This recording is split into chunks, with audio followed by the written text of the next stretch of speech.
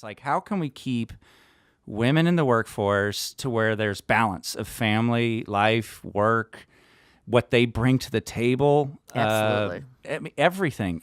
I mean, what an overwhelming task. Well, I've often said, work right now in the United States, it's organized the same way we've had work organized, not since the last century, but since the century before.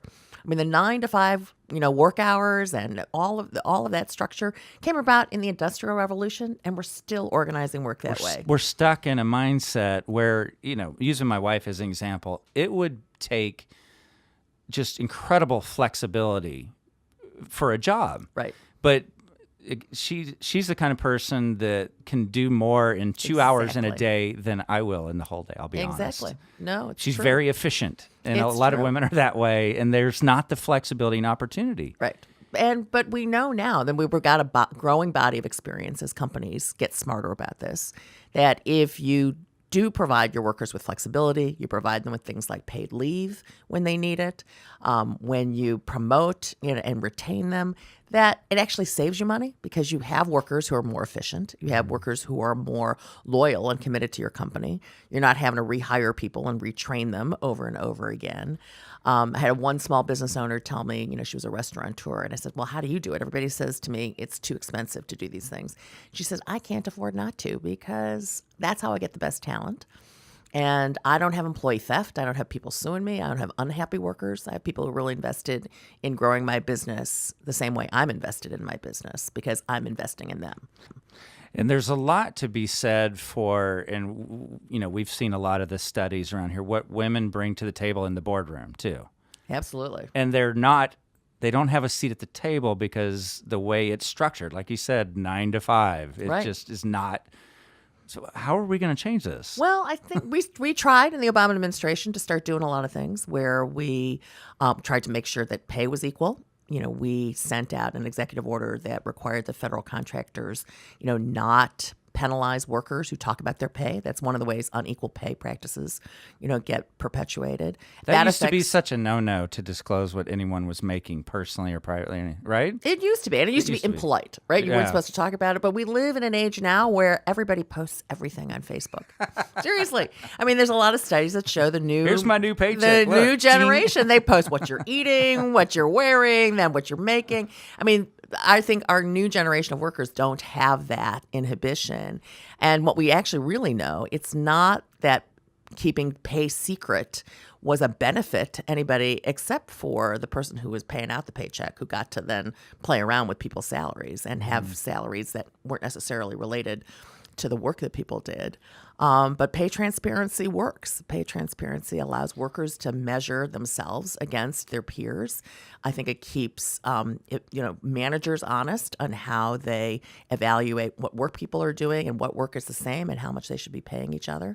And I think it builds for more successful companies, not less successful companies. And so as you tried to make these changes with policy and then you hit roadblocks, it's what happens, unfortunately. What I'm dying to know is you personally and your friends, the Obamas, do you think that you can be more effective in the private sector post-presidency on this exact issue? Oh, I do. I mean, one of the things when we ran into those roadblocks, we did was to appeal directly to the private sector to voluntarily adopt some of these practices, because we believe, and we put out a lot of economic studies to back it up, that these practices are good to do, not just because they're the right thing, which they are for workers and their families, but because it actually makes a company more competitive and it makes the country more competitive.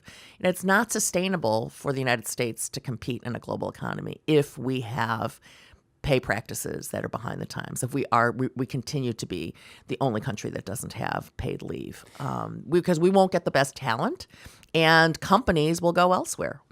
Is there a country that you look to as a good model that you'd like to emulate? Well, there's a lot of the pay equity and paid leave policies. The Scandinavian countries, have instituted paid leave. They've also instituted, criteria for how many women should be on boards and in leadership. A lot of the UK Commonwealth countries are doing the same. But it's also true that there's no country that's done it right. I mean, the statistics show that, there's no country that's at 50% participation of women, in leadership. Yeah, and we're honest, you could say everywhere in the world is behind on the roles that women can play in society, right? Absolutely. Everybody's behind on some level. Everybody is. I gave a speech to a girls' school in London 2 weeks ago, and one of the things I said was, the one thing that seems to have transcended time and geography and culture is gender inequity. It's pernicious, it's persistent, but you look across culture, it's the same issues that are keeping girls from school in Pakistan or in sub-Saharan Africa are the same things that keep girls out of STEM education here in the United States or keep women out of the boardroom. One of the things we did around addressing some of the media bias and the issues that our kids see and what they see in their toys, right? So boys get building toys, girls don't, was to convene. We actually convened a White House summit on this last year where we brought toy manufacturers and the media people and, folks from Marvel and Disney and elsewhere, but also people from the retailers like Toys R Us and Target to come together to talk about how we can break down those barriers. Because guess what? It's actually good for the business, You can sell more toys if you're selling them not girls' toys and boys' toys, right? But it was interesting because one of the things I learned there was the manufacturer said, well, the store space, at Toys R Us is girls' toys and boys' toys. So we got to market to the space. And, the stores are saying, well, those are the toys you're giving us. It was a bad cycle. And we started to break those down. And I think you're now seeing more and more stores that are just marketing. Disney did a thing, two Halloweens ago, where they stopped labeling their Halloween costumes, boy Halloween costumes and girl Halloween costumes. If a girl wants to go in there and be Superman, she can go in there and buy, buy the Superman costume, and that was, I think a breakthrough that we're seeing more and more. So we're continuing some of that work at a United States of Women summit. Okay. We had a summit last year with 5,000 women. The president spoke at, the first lady, the vice president. We are keeping that going. The United States of Women is a 501c3 that is doing, grassroots organizing on the whole range of issues, including on these issues like how do we speak to young women and girls. Is it weird to drive by the White House and not go in there now? Or can you still go in? It's so funny. I only just did it for the first time. We're in week 6, 7. Right. I only just did it for the first time last week, where I even went close, to the neighborhood of the White House. It had to be bizarre. It is weird. I mean, for 8 years, I had the great privilege of being able to drive through those gates and walk in that building, and it was truly a privilege. And we really felt it every day. Walk across the Rose Garden every morning. Have meetings in the Oval Office. The amount of history and the symbol that building is for our country is, it really comes home when you're going there every day. And I think we all felt that privilege. What was your favorite moment during the whole 2 terms? Let's take the inauguration nights out of it. Was there one moment where you just go, like, maybe it emotionally almost brought you to tears, or there were a lot. Or you're like, I have to take a mental picture of this defining moment right there. Yeah. Did you ever have a little? Well, there's like a that? lot. There were so many. There were so many. I'm not sure I can even go through all of them. There was the moment, when we were, signing, the president was signing early in the first term, signing, a bill, that included protections for Native American women, who were getting violated on the reservations, without any legal recourse. And the woman who was introducing him, was someone who had suffered violence in her home and broke down, and we're waiting back in the green room while she was giving her introduction. He could tell, that she had, was starting to cry during her introduction, and he just walked out there, stood behind her, put his hand on her shoulder, just stood with her. There was that moment. There was a moment when we used to bring kids that the First Lady would meet. We'd go out and visit them in their high schools. And then we always tried to bring them back to the White House. But we'd always just tell them they were coming in for a tour. We wouldn't say what they were coming in for, and they'd get to meet with me, right? or our education, director. And, it's always an amazing moment when, they're just sitting around talking to us. And they think that's cool because they were at the White House. And then the First Lady walks in. And just, tears, but laughter. And then she will sit with them, and you're changing those kids' lives. You never, the kids from Southeast DC who never, live in the shadow of the White House, but had never been near it. And now they get to be there and sit with the First Lady. And she was always so good at making sure that those kids understood she was a girl from the South Side of Chicago. She came from parents who didn't go to college. She went to public schools in Chicago, and she's a lot like those kids. And we had one girl we met in Harper High School in Chicago, which is a school that had 22 kids who had been shot in the year prior to the time we visited them. And after about an hour and a half of this kind of conversation with these kids, one of the girls just burst into tears and said, "Do you see what she's saying? She's saying we can be like her," and no one had ever said that to that girl before. What about you? Did you, as a young girl, know that such big things would be in your future? No. Or were these cards laid out for you, No. or was it miraculous how everything It's came pretty together? miraculous. Remember, I am the daughter of Chinese immigrants. These days I like to emphasize my parents were Chinese refugees. They were refugees coming out of right after World War II, as China was going through its revolution, came to the United States, living in, growing up in Ohio, not a lot of Chinese people in Ohio at the time. And so, no, this was by no means something I ever thought I would do. We had only girls in my family. I'm the oldest of two girls. And I think what my dad did, and he's a guy who really, in the very Chinese tradition way, was expecting a son, so much so that about 3 days after I was born, he was still referring to me as though I was a boy to my mother. She said, remember she's a girl. But he pretty quickly, just came around on that, and I think imbued into my sister and myself all of the same ambitions that he would have had for a son into the two of us, without missing a beat. And we grew up without any sense that there was things that we couldn't do. Instead, he had very high aspirations for us both. And so we were able to be supported in that and had parents who believed in us. Even, as we were, kind of a little bit of fish out of water oftentimes. I grew up in a Jewish neighborhood. So go figure, right? But had a wonderful childhood that felt warm and supportive, even still. But also gave me a lot of strength and belief in myself to go through what would happen later, what lots of professional women face, which is, what are you doing here? Come to represent me on my big case, that I'm in trouble with. When did you get your swagger?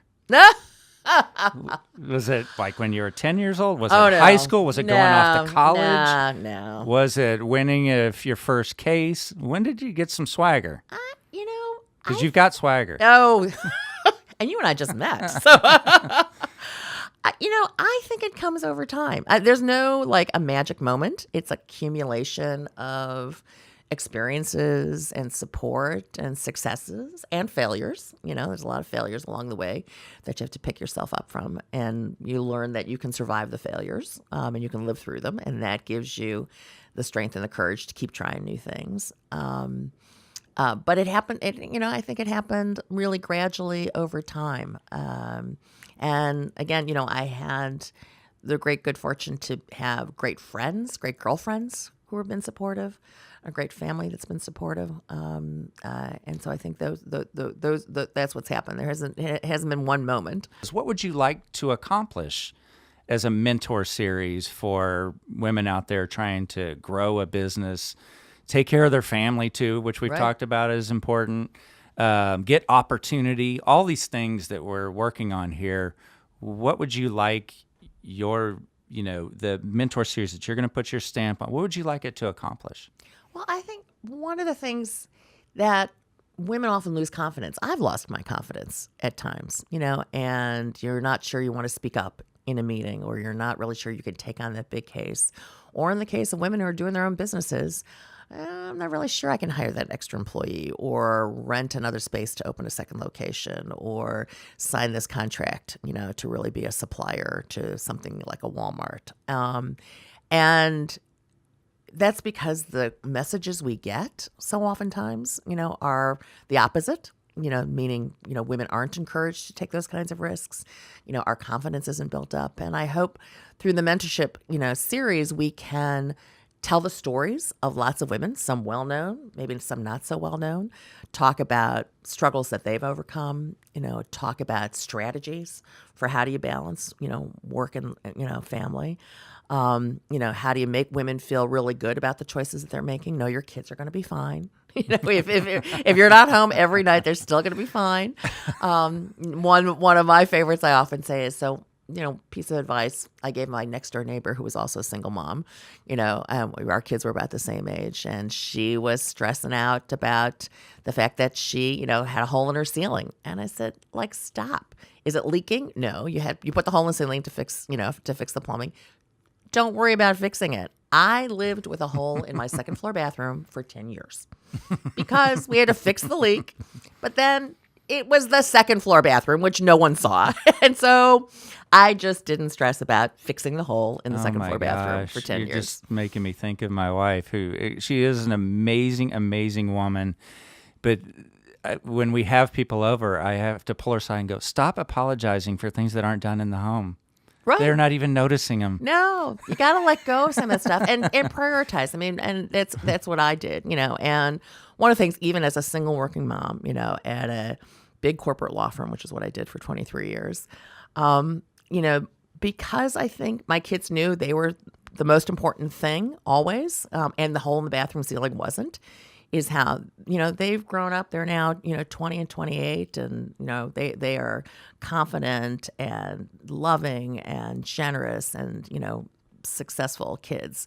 And I think from a working single mom. Yeah. And I think that's because, they knew they were my priority, even as we were balancing lots of other things. Is lawyering in the cards for you again? Could be. I'm trying to take my time, try to think about things, not get too nervous about being unemployed. Never been unemployed my entire life. I had an interesting moment.